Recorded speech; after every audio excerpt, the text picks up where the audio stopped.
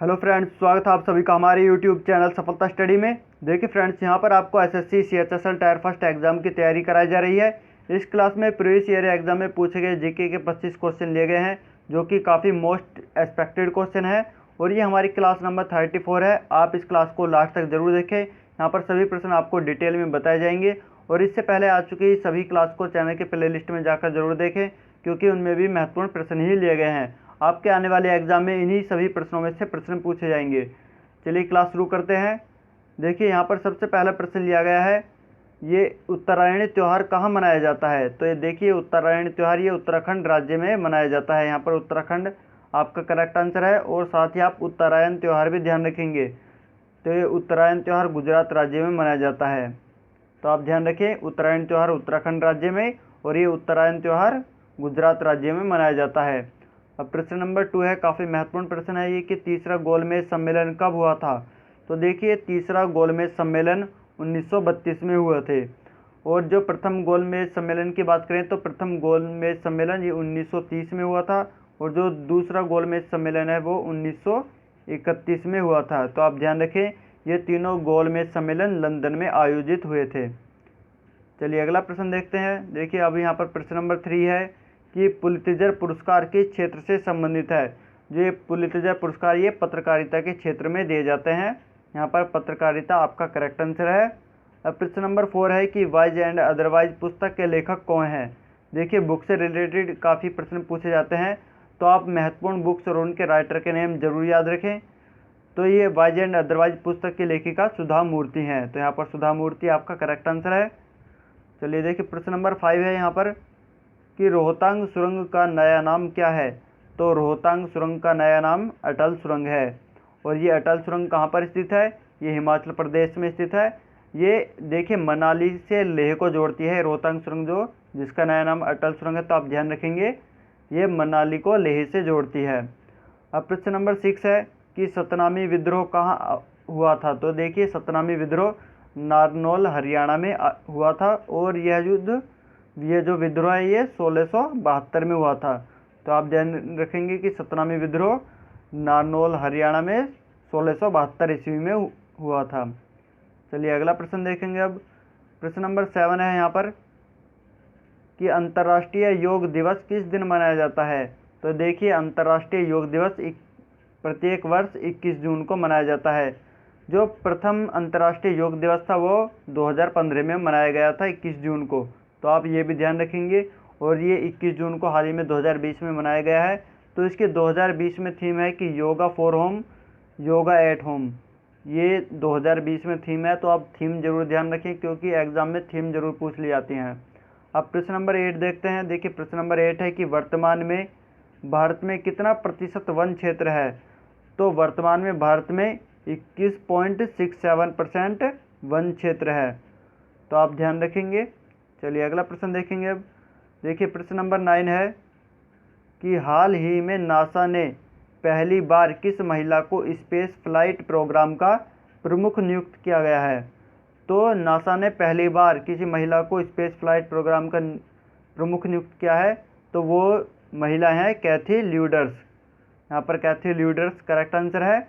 देखिए, current affairs प्रत्येक exam में पूछी जाती हैं, तो आप करंट अफेयर्स पढ़ते रहें। करंट अफेयर्स पढ़ने के लिए आप हमारे टेलीग्राम ग्रुप को ज्वाइन कर लें, जिसका लिंक आपको इस क्लास के डिस्क्रिप्शन में दिया गया है। वहाँ पर आपको डेली करंट अफेयर्स और वीकली करंट अफेयर्स हिंदी और इंग्लिश दोनों लैंग्वेज में प्रोवाइड कराई जाती हैं। तो आप टेलीग्राम ग्रुप को जरूर ज्वाइन करें।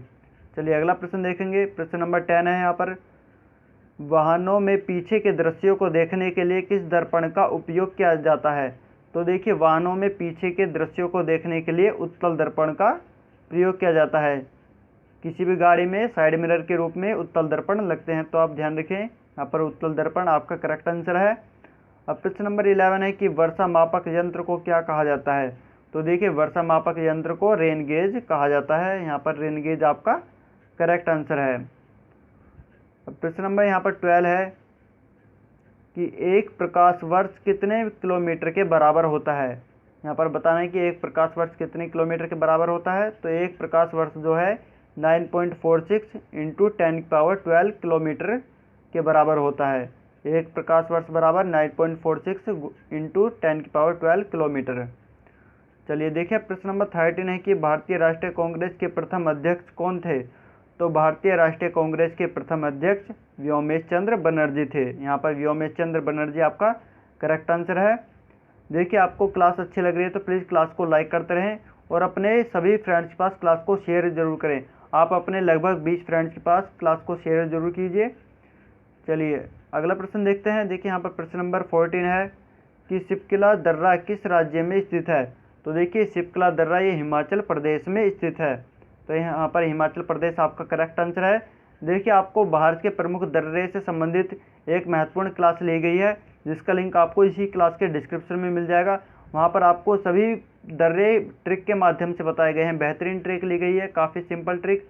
तो आप उस क्लास को ज़रूर देखें। और भी काफ़ी ट्रिक से रिलेटेड क्लास आ चुकी हैं तो आप चैनल पर जाकर देख सकते हैं। देखिए अब यहाँ पर प्रश्न नंबर 15 है कि म्यांमार की मुद्रा क्या है। तो देखिए जिस प्रकार भारत की मुद्रा रुपया है उसी प्रकार म्यांमार की मुद्रा क्यात है। तो यहाँ पर ध्यान रखेंगे कि ये क्यात म्यांमार की मुद्रा है। चलिए अगला प्रश्न देखेंगे। प्रश्न नंबर 16 है यहाँ पर कि बांग्लादेश में गंगा नदी को किस नाम से जाना जाता है। तो देखिए बांग्लादेश में गंगा नदी को पद्मा के नाम से जाना जाता है। तो यहाँ पर पद्मा आपका करेक्ट आंसर है। अब प्रश्न नंबर 17 है कि खानवा की लड़ाई कब हुई थी। तो देखिए खानवा की प्रसिद्ध लड़ाई 17 मार्च 1527 में हुई थी। 17 मार्च 1527 यहाँ पर करेक्ट आंसर है। और ये जो खानवा की लड़ाई हुई थी ये बाबर और राणा सांगा के बीच में हुई थी। इस युद्ध में बाबर की विजय हुई थी और राणा सांगा की हार हुई थी। तो आप ये भी ध्यान रखेंगे। देखिए मुगलों से संबंधित युद्ध की भी हमने ट्रिक से क्लास ली है तो आप उस क्लास को भी जरूर देख लें। उस क्लास में देखने से आपको पता चल जाएगा कि कौन सी लड़ाई किस किस के बीच में हुई थी। चलिए अगला प्रश्न देखेंगे। देखिए यहाँ पर प्रश्न नंबर 18 है कि किस देश को हाल ही में 8वीं बार संयुक्त राष्ट्र सुरक्षा परिषद का अस्थायी सदस्य चुना गया है। तो देखिए भारत को हाल ही में 8वीं बार संयुक्त राष्ट्र सुरक्षा परिषद का अस्थायी सदस्य चुना गया है। तो आप ध्यान रखेंगे यहाँ पर भारत आपका करेक्ट आंसर है। ये भी करंट अफेयर्स से प्रश्न था। तो देखिए आप करंट अफेयर्स के बारे में बताया गया है कि आप हमारे टेलीग्राम ग्रुप से करंट अफेयर्स पढ़ सकते हैं तो उसको ज़रूर ज्वाइन करें। अब देखिए प्रश्न नंबर 19 है कि 1857 की क्रांति कहाँ से शुरू हुई थी। तो 1857 की क्रांति ये मेरठ उत्तर प्रदेश से शुरू हुई थी। मेरठ से शुरू हुई थी, आप ध्यान रखेंगे। और ये कब शुरू हुई थी, ये 10 मई 1857 को शुरू हुई थी, आप ध्यान रखें। चलिए अगला प्रश्न देखते हैं। प्रश्न नंबर 20 है यहाँ पर, काफ़ी महत्वपूर्ण प्रश्न है ये भी कि अजंता एवं एलोरा की गुफाएं कहाँ स्थित हैं। देखिए अजंता एवं एलोरा की गुफाएं ये महाराष्ट्र में स्थित है। तो यहाँ पर महाराष्ट्र आपका करेक्ट आंसर है। अब प्रश्न नंबर 21 है कि इलायची तथा काजू का सबसे बड़ा उत्पादक राज्य कौन सा है। देखिए ऐसे प्रश्न एसएससी में जरूर पूछे जाते हैं। तो ये इलायची तथा काजू का सबसे बड़ा उत्पादक राज्य केरल है। केरल में इलायची और काजू का सबसे ज़्यादा उत्पादन होता है। तो यहाँ पर केरल आपका करेक्ट आंसर है। देखिए यह क्लास आपके एसएससी के अलावा सभी एग्जाम्स के लिए काफ़ी महत्वपूर्ण है, जैसे कि railway, NTPC, UP Delhi police और लेखपाल। तो देखिए आप क्लास को शेयर जरूर करते रहें और इस क्लास को लाइक कर दें। चलिए अगला प्रश्न देखेंगे। देखिए प्रश्न नंबर यहाँ पर 22 है कि दिलीप ट्रॉफी का संबंध किस खेल से है।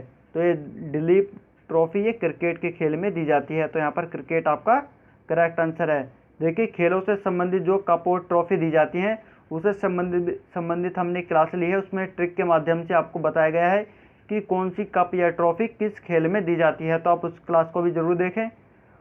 अब प्रश्न नंबर 23 है कि सबसे उत्तम कोयला किसे माना जाता है। तो देखिए सबसे उत्तम कोयला जो है वो एंथ्रासाइट कोयला को माना जाता है। यहाँ पर एंथ्रासाइट कोयला आपका करेक्ट आंसर होगा। अब प्रश्न नंबर 24 है। प्रश्न नंबर 24 में पूछा गया है कि वार्षिक विश्व प्रतिस्पर्धात्मक सूचकांक रैंकिंग में भारत को कौन सा स्थान प्राप्त हुआ है।